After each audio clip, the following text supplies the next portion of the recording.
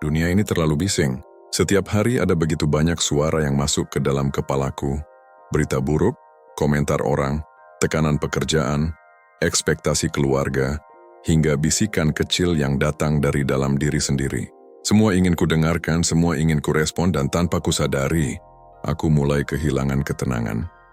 Aku sering bertanya pada diriku sendiri, kenapa hidup terasa begitu berat?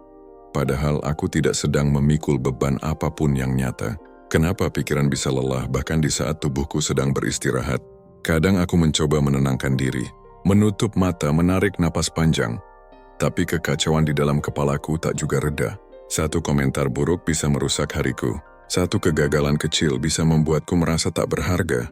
Dan satu ketakutan tentang masa depan, tentang penilaian orang, bisa membuatku tidak tidur semalaman. Aku mulai sadar, masalahnya bukan pada dunia, tapi pada diriku sendiri. Aku terlalu sering mencoba mengendalikan hal-hal yang tidak bisa kuatur. Aku terlalu sering ingin segalanya berjalan sesuai keinginanku. Dan setiap kali kenyataan tidak sejalan dengan harapan, aku marah, kecewa, dan merasa hancur. Namun suatu hari aku menemukan sesuatu yang berbeda, sebuah cara berpikir yang lahir lebih dari 2000 tahun lalu. Dari orang-orang yang hidup jauh sebelum aku lahir, tapi seakan mengerti isi hatiku dengan sangat jelas. Mereka menyebutnya stoikisme, filsafat tentang ketenangan, tentang bagaimana hidup tanpa harus dikendalikan oleh emosi, tentang bagaimana tetap tegak meskipun dunia sedang runtuh. Dan sejak saat itu aku mulai belajar perlahan, belajar menerima kenyataan sebagaimana adanya, belajar membedakan mana yang bisa aku kendalikan dan mana yang tidak, belajar mencintai setiap peristiwa yang terjadi, bahkan yang dulu ingin kutolak dengan keras. Aku belajar untuk berhenti bereaksi dan mulai memahami. Belajar untuk berhenti mengeluh dan mulai menerima. Belajar untuk berhenti takut dan mulai percaya. Aku masih manusia. Aku masih bisa marah, kecewa, sedih. Tapi sekarang, aku tidak tenggelam di dalamnya. Aku hanya membiarkan semuanya datang dan pergi, seperti awan di langit. Karena ternyata ketenangan bukan berarti hidup tanpa badai. Ketenangan berarti mampu berdiri dengan damai, meskipun angin terus berhembus. Dan disinilah perjalananku dimulai. Perjalanan untuk memahami prinsip-prinsip stoik yang perlahan tapi pasti membuat hidupku lebih tenang dan tak mudah terpengaruh lagi. Bagian 1, dikotomi kendali, fokus pada yang bisa kamu atur. Ada satu kesadaran yang akan mengubah cara Anda memandang hidup, bahwa tidak semua hal di dunia ini bisa Anda kendalikan. Kedengarannya sederhana, tapi inilah pelajaran yang paling sulit dipraktikkan. Kebanyakan dari kita hidup dengan keinginan untuk menggenggam segalanya, agar semua berjalan sesuai keinginan kita. Anda ingin dipahami, ingin dicintai, ingin dihargai, ingin rencana berjalan sempurna, ingin hasil kerja keras selalu sesuai harapan. Namun dunia tidak bekerja seperti itu. Orang bisa salah paham, keadaan bisa berubah, dan sesuatu yang Anda bangun dengan susah payah bisa runtuh dalam sekejap. Dan setiap kali itu terjadi, yang muncul adalah kemarahan, kekecewaan, dan rasa tidak adil terhadap hidup. Hingga akhirnya, Anda akan sampai pada titik di mana Anda menyadari sesuatu, bahwa kehidupan tidak bisa selalu Anda kendalikan, tapi diri Anda sendiri bisa. Epictetus, seorang filsuf stoik, pernah berkata, beberapa hal ada dalam kendalimu, dan beberapa hal tidak. Kata-kata itu mengandung kebijaksanaan yang sangat dalam. Ada dua dunia yang berjalan dalam hidup Anda. Dunia luar yang tidak bisa diatur, dan dunia dalam yang sepenuhnya berada dalam kendali Anda. Anda tidak bisa mengendalikan cuaca, opini orang, hasil dari setiap usaha, atau keputusan orang lain. Tapi Anda bisa mengendalikan pikiran, sikap, dan tindakan Anda sendiri. Disitulah letak kebebasan sejati manusia. Bukan ketika Anda berkuasa atas banyak hal, tapi ketika Anda berkuasa atas diri sendiri. Ketika Anda berhenti mencoba memperbaiki segala sesuatu di luar diri Anda, dan mulai memperbaiki apa yang ada di dalam. Saat seseorang menghina Anda bisa memilih untuk tetap tenang. Saat rencana gagal, Anda bisa memilih untuk tidak menyalahkan siapapun. Saat sesuatu tidak berjalan sesuai harapan, Anda bisa memilih untuk menerima dan melangkah kembali. Ketenangan bukan datang dari dunia yang tunduk pada Anda, tapi dari hati yang tidak lagi berusaha menundukkan dunia. Mulailah bertanya pada diri sendiri setiap kali Anda menghadapi masalah. Apakah ini sesuatu yang bisa saya kendalikan? Jika jawabannya tidak, lepaskan. Karena melawan hal yang tidak bisa dikendalikan, hanya akan memperpanjang penderitaan. Tapi jika jawabannya ya, lakukan yang terbaik, dengan tenang dan tanpa beban hasil. Anda tidak bisa mengendalikan apakah orang akan menghargai Anda, tapi Anda bisa mengendalikan bagaimana Anda memperlakukan mereka. Anda tidak bisa mengendalikan apakah hidup akan mudah, tapi Anda bisa mengendalikan bagaimana Anda menjalaninya. Dan saat Anda mulai hidup dengan prinsip itu, sesuatu yang luar biasa akan terjadi. Masalah tetap ada. Dunia tetap berisik, tapi hati Anda tidak lagi mudah terguncang. Anda mulai merasakan kedamaian yang tidak bergantung pada siapapun, karena Anda telah menemukan sumber ketenangan sejati. Bukan di luar diri Anda, tapi di dalam kendali diri Anda sendiri. Bagian 2, kendalikan persepsi. Dunia sesuai cara pandangmu. Semakin Anda memahami hidup, semakin Anda akan menyadari bahwa sumber kegelisahan bukanlah dunia luar, melainkan cara Anda memandang dunia itu sendiri. Banyak orang berusaha keras, mengubah keadaan agar merasa tenang, mengubah lingkungan, mengubah orang lain, mengubah situasi. Namun mereka lupa satu hal, ketenangan tidak akan datang dari luar, karena akar dari kekacauan selalu tumbuh dari dalam diri. Epictetus pernah berkata, manusia tidak terganggu oleh hal-hal, melainkan oleh pandangannya terhadap hal-hal itu. Bayangkan dua orang yang menghadapi peristiwa yang sama. Satu menganggapnya bencana, yang lain melihatnya sebagai pelajaran. Peristiwanya sama, tetapi maknanya berbeda. Yang membedakan bukan nasib, tapi cara berpikir. Ketika seseorang memperlakukan Anda dengan buruk, Anda bisa memilih dua jalan. Menyimpan dendam dan membiarkan hati Anda gelap, atau memahami bahwa mungkin orang itu sedang terluka, sedang berjuang, atau sekadar tidak tahu apa yang ia lakukan.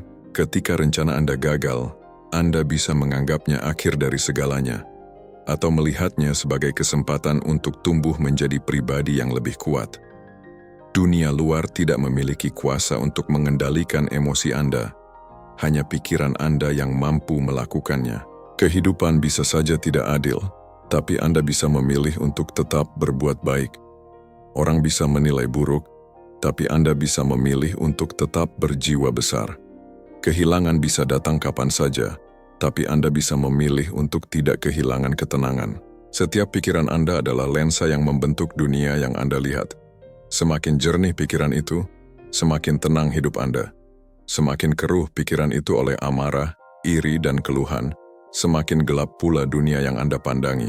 Kuncinya bukan menghindari penderitaan, melainkan mengubah cara Anda memaknai penderitaan itu. Karena ketika Anda bisa memberi arti pada luka, luka itu berhenti menyakitkan. Ketika Anda bisa melihat kejatuhan sebagai pelajaran, jatuh bukan lagi aib, melainkan bagian dari perjalanan. Ingatlah, Anda tidak selalu bisa memilih apa yang terjadi, tapi Anda selalu bisa memilih bagaimana Anda bereaksi terhadapnya. Dan dalam pilihan itulah, dalam jarak kecil antara peristiwa dan reaksi, terletak kebebasan sejati manusia.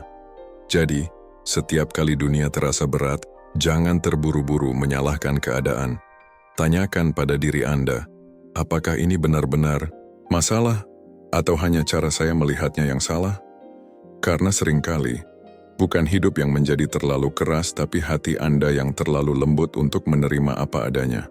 Ketika Anda mulai mengendalikan persepsi, Anda akan menemukan kedamaian yang tidak tergantung pada hasil, dan kekuatan yang tidak bisa direnggut oleh siapapun. Dunia mungkin tidak berubah, tapi cara Anda memandangnya akan membuat segalanya terasa jauh lebih tenang. Bagian 3, Amor Fati, cintai takdirmu. Ada masa di mana Anda bertanya pada diri sendiri, kenapa harus aku? Kenapa jalan hidupku seperti ini? Kenapa aku harus kehilangan, gagal, atau dilukai? Pertanyaan-pertanyaan itu datang dari hati yang belum berdamai dengan takdir. Padahal, setiap kejadian dalam hidup, yang baik maupun yang buruk, tidak pernah hadir tanpa maksud. Para filsuf Stoik mengajarkan satu sikap luhur. Amor Fati, yang berarti cintai takdirmu, bukan sekadar menerima, bukan sekadar pasrah, tetapi benar-benar mencintai apapun yang terjadi. Seolah-olah setiap peristiwa adalah bagian sempurna dari kehidupan yang sedang Anda jalani. Marcus Aurelius menulis, cintailah segala sesuatu yang terjadi padamu. Itu adalah tenunan dari takdir yang sama, dan ia tak bisa dipisahkan dari keberadaanmu. Ketika Anda mulai mencintai takdir, Anda berhenti melawan kehidupan. Anda berhenti mengutuk masa lalu, berhenti menolak kenyataan, dan mulai melihat bahwa segala sesuatu, bahkan yang paling menyakitkan, adalah batu loncatan menuju kedewasaan. Mungkin Anda pernah kehilangan seseorang yang berarti, dan dunia terasa runtuh. Tapi setelah waktu berlalu, Anda mulai melihat bahwa kehilangan itu justru membuka jalan bagi kedewasaan yang sebelumnya belum Anda miliki. Mungkin Anda pernah gagal, namun kegagalan itu menuntun Anda pada arah yang tak pernah Anda duga. Arah yang ternyata jauh lebih tepat untuk jiwa Anda. Ketika Anda mencintai takdir, Anda sedang lagi membandingkan hidup Anda dengan orang lain. Anda mulai menyadari bahwa setiap orang berjalan di jalan yang berbeda, dan Anda akan berhenti iri pada kebahagiaan orang lain. Karena Anda tahu, kebahagiaan mereka tidak mengurangi makna hidup Anda. Mencintai takdir bukan berarti menyerah. Justru sebaliknya, itu berarti Anda percaya bahwa setiap peristiwa adalah bagian dari rencana yang lebih besar, bahwa setiap hal yang datang untuk membentuk Anda menjadi lebih kuat, lebih bijak, dan lebih manusiawi. Ketika badai datang, orang yang melawan akan kelelahan, tapi orang yang mencintai arah angin akan belajar berlayar. Itulah makna sejati dari Amor Fati, bukan menghindari ombak, tapi belajar menari di atasnya. Jika Anda mampu melihat keindahan di balik cobaan, Anda akan menyadari bahwa hidup ini tidak pernah bermaksud jahat. Hidup hanya menguji, hanya mengasah, agar Anda layak menerima versi terbaik dari diri Anda sendiri. Jadi, ketika hidup tidak berjalan sesuai rencana, katakan pada diri Anda dengan lembut, "Inilah jalanku, aku tidak hanya menerimanya, aku mencintainya." Dan saat Anda benar-benar bisa mengucapkannya dengan ikhlas, maka tak ada lagi yang bisa mengguncang kedamaian dalam diri Anda. Karena Anda telah menyatu dengan kehidupan itu sendiri. Bagian 4, Premeditatio Malorum. Siapkan diri untuk yang terburuk. Hidup tidak selalu berjalan sesuai rencana. Kadang sesuatu yang Anda perjuangkan dengan sepenuh hati gagal tanpa alasan yang bisa diterima akal. Orang yang Anda percaya bisa mengkhianati, kesehatan bisa memburuk, dan hal-hal yang Anda cintai bisa hilang kapan saja. Para filsuf Stoik tidak menghindari kenyataan pahit ini. Mereka justru menatapnya langsung, karena dengan menghadapi kemungkinan terburuk di dalam pikiran, jiwa menjadi lebih tenang saat hal itu benar-benar terjadi. Inilah yang disebut premeditatio malorum, seni untuk mempersiapkan diri terhadap kesulitan tanpa kehilangan ketenangan hati. Bukan berpikir negatif, tapi bersiap secara mental terhadap segala yang mungkin datang. Seperti prajurit yang berlatih di waktu damai, agar tak gentar ketika perang tiba. Bayangkan setiap pagi sebelum Anda memulai hari, Anda berkata dalam hati, "Hari ini mungkin ada orang yang kasar, mungkin ada yang tidak menghargai usahaku, mungkin ada kabar buruk atau kesalahan yang tak terduga. Tapi apapun yang terjadi, aku siap menjalaninya dengan tenang." Sikap seperti ini tidak membuat Anda dingin. Sebaliknya, ia membuat Anda kuat, karena Anda sudah berdamai dengan kemungkinan kehilangan, sehingga tidak ada lagi yang benar-benar bisa mengambil kedamaian Anda. Seneca menulis, "Orang yang mengantisipasi kesulitan tidak akan terguncang olehnya." Artinya, semakin Anda siap menghadapi yang terburuk, semakin tenang Anda menghadapi hidup. Anda tidak lagi hidup dalam ketakutan, karena Anda tahu Anda bisa menanggung apapun yang datang. Bayangkan seseorang yang hanya ingin hal-hal baik terjadi. Sedikit saja cobaan datang, ia runtuh. Tapi orang yang menyiapkan hatinya terhadap penderitaan tidak akan goyah bahkan saat badai datang dengan keras.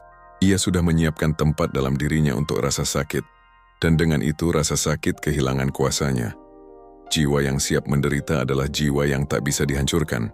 Ia tahu bahwa kehilangan hanyalah bagian dari kehidupan, bahwa penderitaan hanyalah guru yang keras, dan bahwa ketenangan sejati datang dari kesiapan, bukan dari harapan kosong. Maka dari itu, setiap kali Anda memulai hari, ingatlah untuk tidak berharap hidup berjalan sempurna. Berharaplah agar Anda tetap kuat bahkan saat tidak sempurna. Latih pikiran Anda untuk berkata, "Aku siap kehilangan, siap kecewa, siap gagal, tapi aku tidak akan kehilangan kendaliku atas diriku sendiri." Itulah inti dari premeditatio malorum. Bukan memanggil nasib buruk, melainkan menyiapkan hati untuk tetap damai bahkan saat yang terburuk terjadi. Dan ketika hari buruk benar-benar datang, Anda tidak akan panik, tidak akan tersesat, tidak akan marah. Anda hanya akan menarik napas dalam-dalam dan berkata, "Aku sudah tahu kau akan datang, dan aku siap menghadapimu." Bagian 5, Memento Mori. Ingatlah kau akan mati.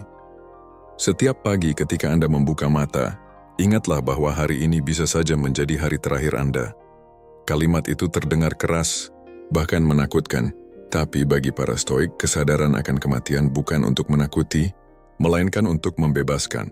Memento Mori berarti ingatlah kau akan mati. Bukan sebagai kutukan, tapi sebagai pengingat yang lembut bahwa waktu Anda di dunia ini sangat terbatas. Dan apapun yang terbatas, menjadi berharga justru karena ia bisa berakhir. Banyak orang hidup seolah-olah mereka akan hidup selamanya. Menunda kebahagiaan, menunda kebaikan, menunda meminta maaf, menunggu nanti, yang mungkin tak pernah datang. Padahal kait nanti adalah janji yang tidak pernah pasti.